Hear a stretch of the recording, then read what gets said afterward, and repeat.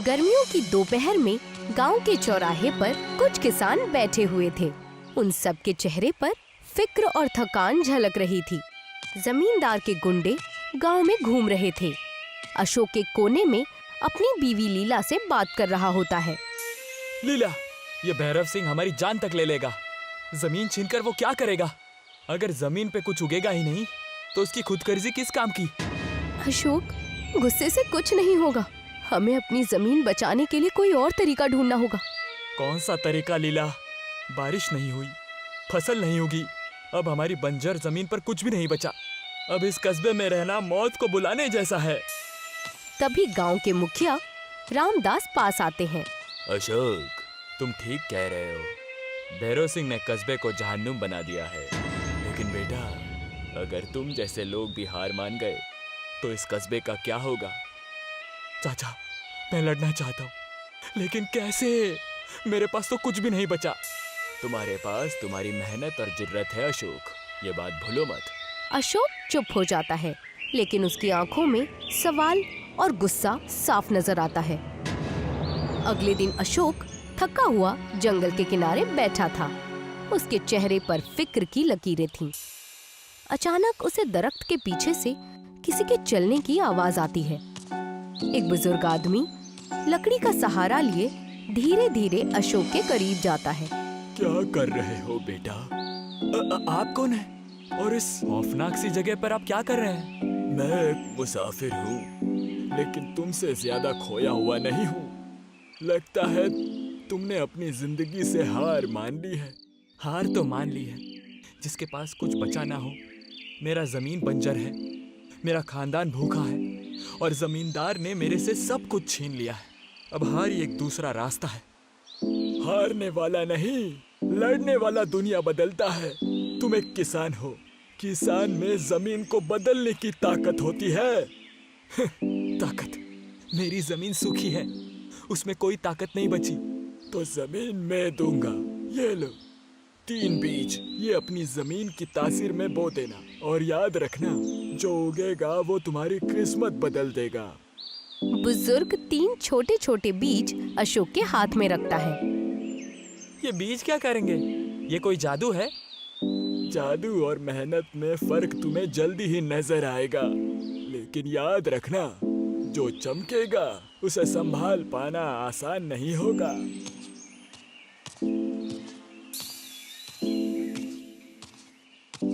अशोक, वो बुजुर्ग कौन है? और ये बीज क्या सच में हमारी मदद करेंगे? मुझे खुद नहीं पता लीला, लेकिन इन बीजों को बोने में कोई नुकसान तो नहीं है। शायद ये हमारी आखिरी उम्मीद हो। अगर तुम्हें इन पर यकीन है तो मुझे भी है। हमारी मेहनत और प्रार्थना से चमत्कार हो सकता है। अशोक और लीला ने बीज बोकर एक दूसरे की ओर देखा। उनके चेहरे पर उम्मीद और डर का मिला हुआ भाव था। अब हमें सब्र करना होगा। ये बीज क्या करते हैं, आने वाले वक्त में पता ही चल जाएगा। दोनों अपने झोपड़े में लौट आए। सुबह के वक्त अशोक और लीला खेत की ओर जाने लगे। जैसे ही वो खेत के पास पहुँचे, उन्हें कुछ अजीब सी चमक नजर आई। जमीन से छोटे छोटे चमकीले पौधे उग आए। ये पौधे रात के तारों की तरह चमक रहे थे। अशोक, ये क्या है? हमारी जमीन तो बंजर थी, लेकिन ये पौधे कैसे उगाए? ये वही बीज है जो उस बुजुर्ग आदमी ने दिए थे। ये कोई आम पौधे नहीं लगते लीला। ऐसा लगता है जैसे ये आसमान के तारों से जुड़े हुए हो। अशोक, ये चमत्कार है। हमारी जमीन पर रोशनी आ गई है। अब हमारा गांव भी खुशहाल हो सकता है। अशोक और लीला एक पल के लिए खुश हुए। लेकिन लीला, अगर कस्बे वालों और जमींदार को इसके बारे में पता चल गया तो हमारे लिए बहुत मुसीबत की बात हो जाएगी। हमें होशियार रहना होगा अशोक, लेकिन सच को ज्यादा दिन तक छुपाया नहीं जा सकता। अगले दिन गांव के लोग खेत के पास जमा हुए। सभी चमकदार पौधों को देख रहे थे। उनकी आंखों में हैरानी और खुशी थी। लेकिन भीड़ के बीच जमींदार के एक आदमी ने ये सब देखा और तुरंत भैरव सिंह को खबर देने दौड़ा। अशोक भाई, ये दरख्त कहाँ से आए? ये तो जादुई लगते हैं। भाई, हाँ, ये ऊपर वाले की देन है। मैंने बस मेहनत की और ये मुझे मिल गए। अगर ये दरख्तें हमारे जमीन पर भी उग जाए तो हमारी किस्मत बदल सकती है। अशोक, तुम्हारे खेत ने उम्मीद की नई किरण दिखाई है, लेकिन तुम्हें संभल के रहना होगा। जमींदार तक ये खबर पहुंची तो ये पौधे वो तुमसे छीन लेगा।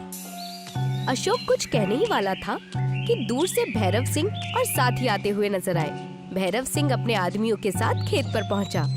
उसके चेहरे पर गुस्सा और लालच के भाव थे। उसने खेत के चमकदार पौधों को देखा। तो ये है तुम्हारा चमत्कार अशोक। मेरी जमीन पर ये जादू उगाकर तुमने मेरी आंखों में धूल झोंकने की जुर्रत की। जमींदार साहब, ये जमीन मेरी भी है। मैंने इसे खून पसीने से सींचा है। इन पौधों पर आपका कोई हक नहीं है। तुम्हारी जमीन, तुम्हारी जुर्रत कैसे हुई ऐसा कहने की?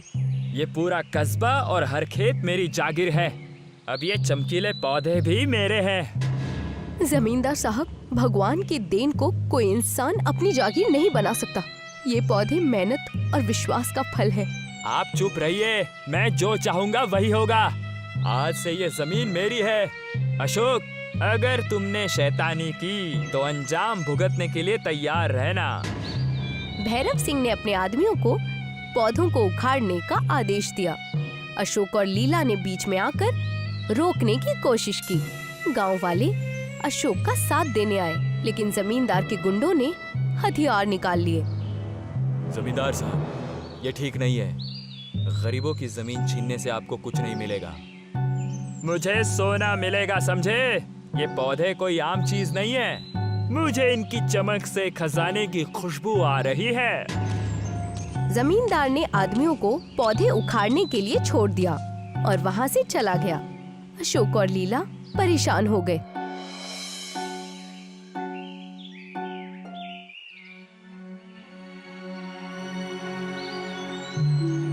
अशोक और लीला घर के आंगन में बैठे थे। दोनों बेहद परेशान थे। वो बुजुर्ग आदमी एक बार फिर उनके सामने प्रकट हुआ।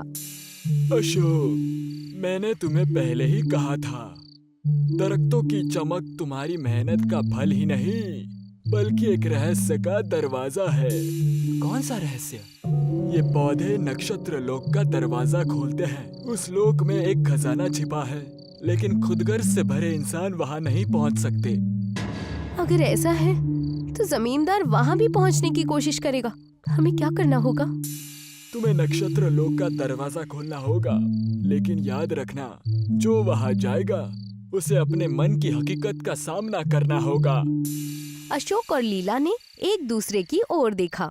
उनके चेहरे पर डर और हिम्मत दोनों ही नजर आ रहे थे। वो जानते थे कि अब उन्हें जमींदार से टकराना ही होगा। बुजुर्ग आदमी अशोक और लीला को खेत में ले आता है। पौधों की चमक पहले से तेज हो चुकी थी, जैसे आसमान पर तारे तेजी से टिमटिमा रहे हों। अशोक, वक्त आ गया है। इन पौधों की चमक नक्षत्र लोक का दरवाजा खोल रही है। तुम दोनों को वहाँ जाना होगा, लेकिन याद रखना, खजाने तक पहुँचना आसान नहीं होगा। खुदगर्जी और खौफ तुम्हारे सबसे बड़े दुश्मन बनेंगे। अगर इससे हमारे कस्बे के बंजर जमीन को जिंदगी मिल सकती है तो हम इस जोखिम को उठाने के लिए तैयार हैं। हमने अपनी मेहनत और सच्चाई से यहाँ तक का सफर तय किया है। अब हम पीछे नहीं हटेंगे। उस बुजुर्ग आदमी ने मंत्र पढ़ा। पौधों की चमक बढ़ गई और एक तेज रोशनी के साथ जमीन फटने लगी। एक जादुई दरवाजा प्रकट हुआ। अशोक और लीला ने धीरे धीरे उसमें कदम रखा। अशोक और लीला ने नक्षत्र लोक में प्रवेश किया। वो जगह जादुई थी। हर तरफ सितारों की चमक और सोने के दरख्त थे। बीच में एक झील थी, जिसके पानी से हल्की रोशनी निकल रही थी। झील के पास एक रखवाला खड़ा था। उसका आकार बड़ा और चमकदार था। कौन हो तुम? यहाँ क्यों आए हो? मैं अशोक हूँ, एक किसान। मैं यहाँ अमृत जल लेने आया हूँ, क्योंकि हमारी बंजर जमीन को उपजाऊ बना सकूँ और कस्बे वालों की भूख मिटा सकूँ। अमृत जल उसे ही मिलेगा जो बेलौस और सच्चा रहेगा। ये जल खुदगर्जियों को खत्म कर देता है। क्या तुम्हारा दिल सच्चा है? हमने अपने मेहनत से इन पौधों को उगाया है। हमारा मकसद सिर्फ अपने गांव को बचाना है।